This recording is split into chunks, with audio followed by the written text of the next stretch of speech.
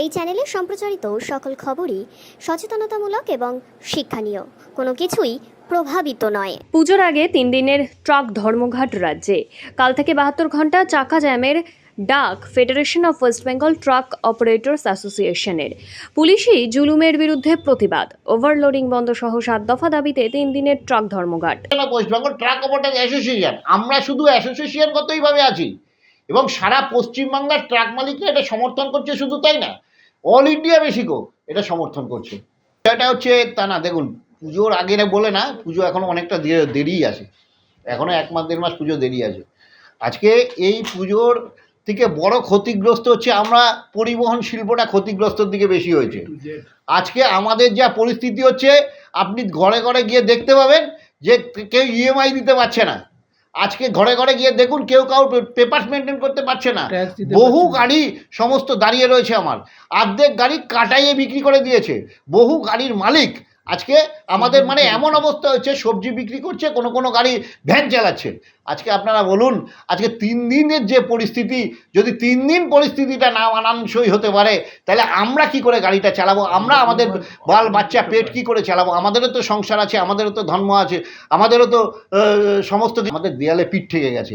আজকে এটা ছাড়া আমাদের কোনো উপায় ছিল না।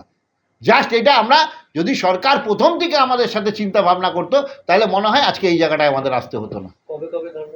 11 তারিখ, 11ই সেপ্টেম্বর, 12ই সেপ্টেম্বর, 13ই সেপ্টেম্বর, 72 ঘন্টা চাকা জ্যাম রাজ্য জুড়ে। আগামী দিনের কথা আমরা আগামী দিনেই বলবো। আর আগামী দিনে কি, এই 3 দিন হচ্ছে আমাদের যে চাকা জ্যাম 72 ঘন্টা রয়েছে, এটা চলবেই। আর তারপরে আগামী দিনে যে আন্দোলন হবে, সেই আন্দোলনটা আমরা তখনই আপনাদের জানাবো যে কি হতে হবে। এই 3 দিনে আমাদের যে সংখ্যা আছে, 7 লক্ষের উপরে ট্রাক আছে। আমাদের যা সংখ্যা আছে, যারা আমাদের প্যারাফেরিতে আছে, আমাদের অ্যাসোসিয়েশনের সাথে আছে, এবং যারা আমাদের অ্যাসোসিয়েশনের বাইরে আছে, আমরা সকলকেই আপনাদের দ্বারাই আবেদন জানাচ্ছি যে আজকে এই 3 দিন যাতে ওনারা ওনাদের চাকাটা বন্ধ রাখে, এটা আমাদের আবেদন। না, আমরা বিষয়টা হচ্ছে মাননীয় মন্ত্রী সাহেব আমাদের কাছে অনেকবার করেছিল এবং বলেছিলেন, কিন্তু বিষয়টা আমাদের সমস্যা সমাধান হয়নি।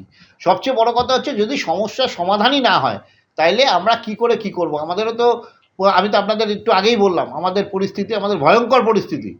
হ্যাঁ, একদিকে পুলিশের জুলুম, একদিকে বিএলআরওর জুলুম, একদিকে এমভিআইয়ের জুলুম, আরেকদিকে প্রাইভেট কাটার জুলুম।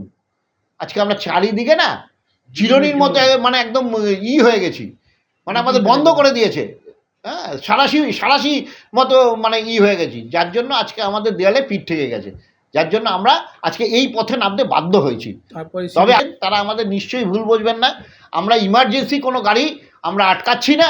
আমরা আমাদের ট্রাক যেই সমস্ত আছে, তাদেরই আমরা এই চাকা জ্যামের মধ্যে ফেলছি।